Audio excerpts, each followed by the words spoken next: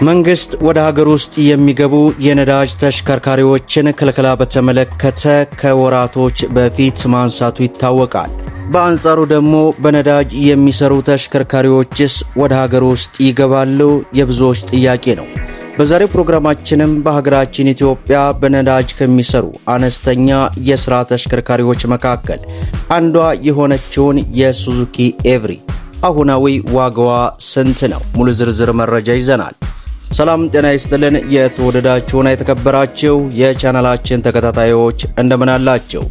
በዛሬው ፕሮግራማችን ላይ የምንመለከተው በሀገራችን ኢትዮጵያ እጅግ በጣም ተወዳጅና አነስተኛ የሥራ ተሽከርካሪዎች መካከል ቁጥር 1 የምትባለዋን የሱዙኪ ኤቭሪ አሁናዊ ዋጋዋ ስንት ነው የሚለውን ሙሉ ዝርዝር መረጃ ነው እንግዲህ ይዤላችሁ የቀረብኩት።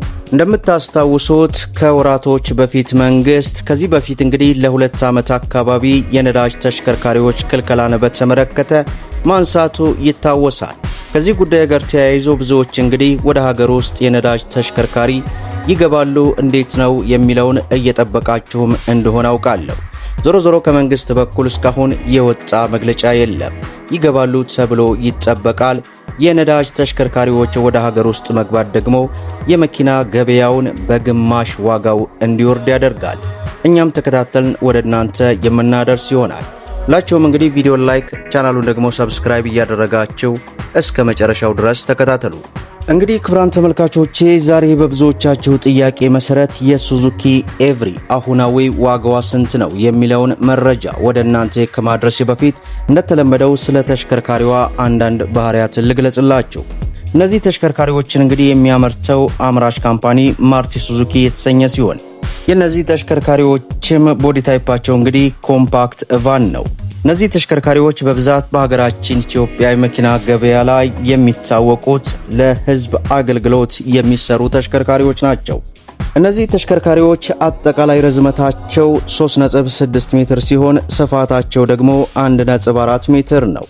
የነዚህ ተሽከርካሪዎች ቁመትን ስንመለከት 1.8 ሲሆን የነዚህ ተሽከርካሪዎችም ከመሬት ያላቸው ከፍታ በተለይ ለሀገራችን ኢትዮጵያ ወጣ ገባ መንገዶች ተስማሚ ናቸው። 160 ሚሊ ሜትር ነው።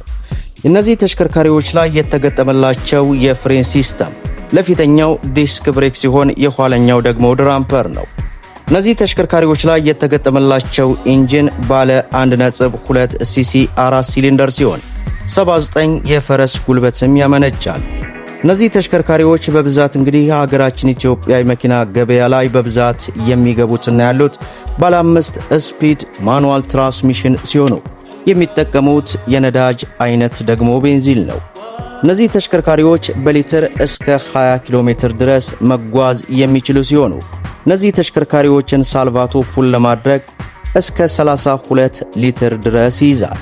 ታዲያ እነዚህ ተሽከርካሪዎች አሁን ላይ በካሽ የሚሸጡበት ዋጋ ዛሬ እንግዲህ ሰኔ 28 ቀን 2018 ነው። ይህንን ቪዲዮ ስሰራ ከቦታ ቦታ ልዩነት ቢኖራቸውም ከ3 ሚሊዮን 200 ሺህ ብር ጀምሮ ለገበያ መቅረባቸውን ተመልክተናል።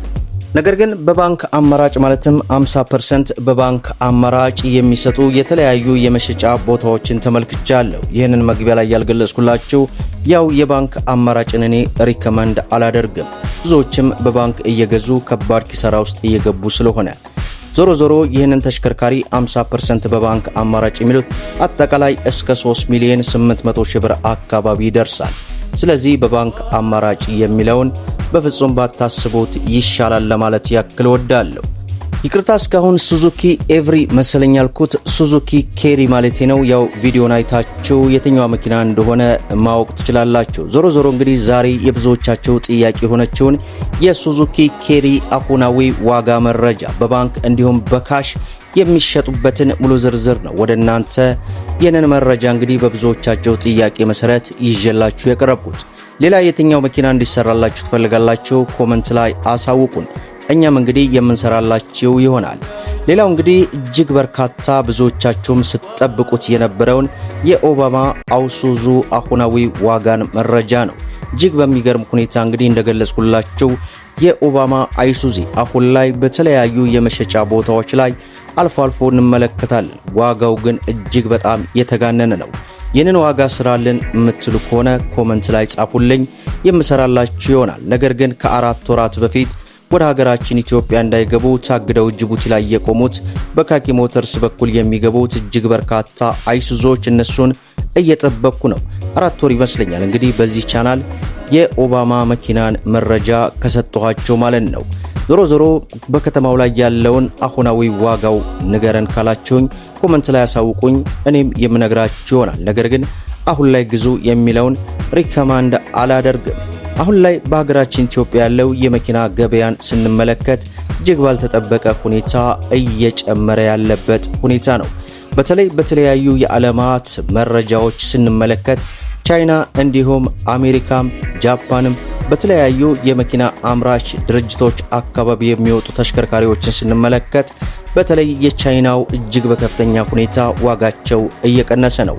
ይህም የሆነበት ዋነኛው ምክንያት እንደምታውቁት ቻይና በተለያዩ ጊዜያት አዳዲስ ርካሽ የሆኑ የኤሌክትሪክ ተሽከርካሪዎችን ወደ ገበያው እያቀላቀለች ከመሆኑ ጋር ተያይዞ አሁን ላይ እጅግ ባልተጠበቀ ሁኔታ ቻይና ላይ መኪና ዋጋ ቀንሷል። በሀገራችን ኢትዮጵያ ያለውን የመኪና ገበያ ስንመለከት ግን እጅግ ባልተጠበቀ ሁኔታ እየጨመረ የመጣበት ሁኔታ ነው። ዞሮ ይህ ነገር እስከሚስተካከል ምንም አይነት ተሽከርካሪ ባትገዙ የሚለውን ነው እኛ ሪከማንድ የምናደርገው የናንተን ባናውቅም። ዞሮ እንግዲህ ዛሬ የብዙዎቻቸው ጥያቄ የሆነችውን የሱዙኪ ኢኮ አሁናዊ ዋጋ መረጃዋን ወደ እናንተ አድርሻለሁ። ከዚህ ቀጥሎ እጅግ በጣም ጠቃሚ የሆነን መረጃ ቪዲዮ አስቀምጥላችኋለሁ። እሱን መከታተላችሁን እንዳትረሱ፣ ይጠቅማችኋል እያልኩኝ እኔ ኮዲሁ ልሰናበት። ሁላችሁም ቪዲዮ ላይክ ቻናሉን ደግሞ ሰብስክራይብ እያደረጋችሁ ስለ መኪና ለማወቅና መኪናን በተመጣጣኝ ዋጋ ለመግዛት ሰብስክራይብ አድርጉ። እንዲሁም ሁሌ የሚለቀቀው መረጃ እንዲደርሳችሁ የኖቲፊኬሽን ማብራታችሁን አትዘንጉ። እስከ ፍጻሜው ድረስ አብራችሁን ስለቆያችሁ ልባዊ ምስጋናችን እየሰጠን በሌላ ቪዲዮ እስከምንገናኝ ወሰላሙ አለይኩም ወራህመቱላህ። የመኪና ዋጋን በተመለከተ ጭማሪ አድርጓል። በጣም የሚያሳዝነው ነገር እዚህ ላይ አንድ ነገር ልብ በሉ እስኪ። የተለያዩ የመሸጫ ቦታዎች ላይ ግቡና BYD ሴገልና BYD ኢቱን ጠይቋቸው፣ የለም ነው የሚሏቸው። ምክንያቱም ከ3 እና ከ4 ቀን በፊት በሁሉም የመሸጫ ቦታ ላይ BYD ሴጎልና BYD ኢቱ እንደ ልብ ነበሩ። ታዲያ በአንድ ቀን ውስጥ እነዚያ ሁላ መኪኖች የት ገብተው ነው? ይሄ ጥያቄ ነው የሚፈጥርብኝ። እንደ ትናንትና እጅግ ብዙ በርካታ መሸጫ ቦታዎች ላይ ተደርድረው ያየኋቸው BYD ሴጎልና BYD ኢቱ ተሽከርካሪዎች በማግስቱ ሲሄድ የሉም። እዚህ ላይ ልብ ልትሉት የሚገባ ነገር ቢኖር የጨዋታው ቀያሪዎች ነጋዴዎች ናቸው። በደንብ አድርጋችሁ ልብ በሉ። ምክንያቱም መኪናውን እንደጠፋ ምርት ማነስ እንዳጋጠመ አድርገው ከቆለፉት የመኪና ዋጋ 100% እንዲጨምር ይደረጋል። ስለዚህ እናንተ ምን ማድረግ አለባችሁ? አሁንም ቢሆን ተሽከርካሪን የምትገዙ ካላችሁ እባካችሁ ጋፕ በሉ።